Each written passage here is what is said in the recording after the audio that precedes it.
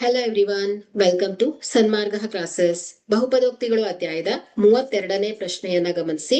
ರೇಖಾತ್ಮಕ ಬಹುಪದೋಕ್ತಿಗಳನ್ನ ವ್ಯಾಖ್ಯಾನಿಸಿ ಒಂದು ಉದಾಹರಣೆಯನ್ನ ಕೊಡಿ. ಒಂದು ಬಹುಪದೋಕ್ತಿಯ ಮಹತ್ತರ ಘಾತ 1 ಆಗಿದ್ರೆ ಅದನ್ನ ನಾವು ರೇಖಾತ್ಮಕ ಬಹುಪದೋಕ್ತಿ ಅಂತೇವೆ. ಸೊ ನೋಡಿ, 3x+5. ಸೊ ಇಲ್ಲಿ ಚರಾಕ್ಷರದ ಘಾತ ಏನಿದೆ 1 ಇದೆ ಅಲ್ವಾ. ಸೊ ಹಾಗಾಗಿ ಇದನ್ನ ನಾವೇನ್ ಹೇಳ್ಬೋದು, ರೇಖಾತ್ಮಕ ಬಹುಪದೋಕ್ತಿ ಅನ್ಬೋದು.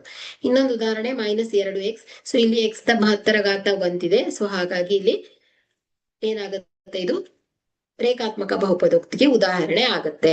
ಸೊ ಹಾಗಾದ್ರೆ ಇಲ್ಲಿ ರೇಖಾತ್ಮಕ ಬಹುಪದೋಕ್ತಿಯನ್ನ ನಾವು ಒಂದು ಬಹುಪದೋಕ್ತಿಯ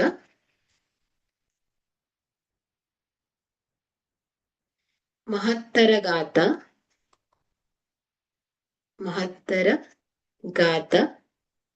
1 ಆಗಿದ್ದರೆ ಅದನ್ನು ರೇಖಾತ್ಮಕ ಬಹುಪದೋಕ್ತಿ